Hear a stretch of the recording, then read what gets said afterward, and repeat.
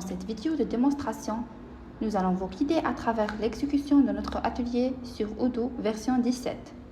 Après la création de notre base de données, qui correspond à la mise en place de notre entreprise et l'installation des 4 applications nécessaires à notre atelier: achat, fabrication, vente et inventaire. Nous débuterons par la création de nos articles, achetés ou bien vendus.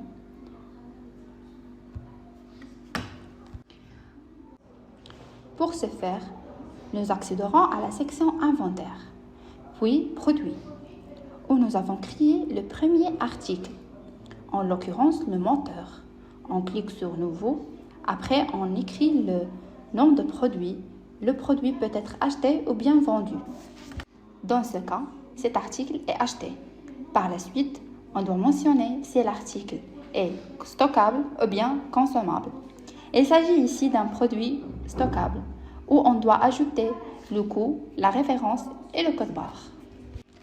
Ensuite, nous allons aller pour paramétrer les règles de réapprovisionnement en indiquant la quantité min qui est 20 et la quantité max qui est 60 articles. Et voilà, notre produit est créé. Suivant la même méthode, nous répéterons le processus pour la création de la carrosserie, les équipements intérieurs et les pneus. Concernant les produits que notre entreprise propose à la vente, ils sont regroupés en 3 catégories: voitures familiales, commerciales et sportives. Dans ce contexte, nous débuterons par la création de ces catégories de produits. En restant toujours dans le module Inventaire, nous cliquons sur Configuration, puis Catégorie de produits, Nouveau. On va créer la première catégorie qui est voiture sportive. Ensuite, nous allons aller à la catégorie parente où on trouve 2 types de catégories: Saleables ou bien Expenses. Puisque notre article est destiné à la vente, donc on doit choisir Saleable. Et puis, nous procéderons à la création des produits spécifiques à chaque catégorie, comme on a fait dans la création des produits à acheter. Produit nouveau, nom de produit, voiture S1, règle de réapprovisionnement avec une quantité min de 20 et une quantité max de 60. La prochaine étape consistera à établir nos fournisseurs. Nous allons passer au module achat, commande, fournisseur, nouveau, et on va remplir les informations nécessaires. Est-ce qu'il s'agit d'une société ou bien particulier? Nous allons choisir bien sûr société, puis ville, pays, et de même pour les autres fournisseurs. Puis la création des clients. Cette fois, nous allons passer au module de vente. Commande, client et remplir les informations nécessaires, à savoir le pays, la ville, l'adresse, l'email du client, etc. Une fois que toutes les données nécessaires pour l'exécution des processus ont été créées, nous allons prendre le rôle de responsable des achats. Notre première action consistera à passer les commandes suivantes: 50 articles pour carrosserie, moteur et les équipements intérieurs, et 220 pneus.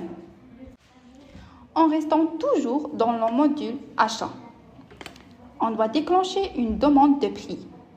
On choisit le fournisseur, le produit et la quantité à commander. Ensuite, nous cliquons sur Autre information. Ici, nous devons choisir le document d'origine, l'Incoterm. Ici, on traite des commandes au niveau national, donc on va négliger cette option. Conditions de paiement et la position fiscale. Après, nous allons fixer un délai de livraison pour le fournisseur et la date d'arrivée de commande prévue. Et si c'est bon, nous avons déclaré la demande de prix de notre fournisseur. On parle ici de devis, de prix. On va cliquer sur Confirmer la commande et voilà, nous aurons notre bon de commande. Ici, nous pouvons constater cette émoticône de camion où on doit cliquer pour la validation de la réception.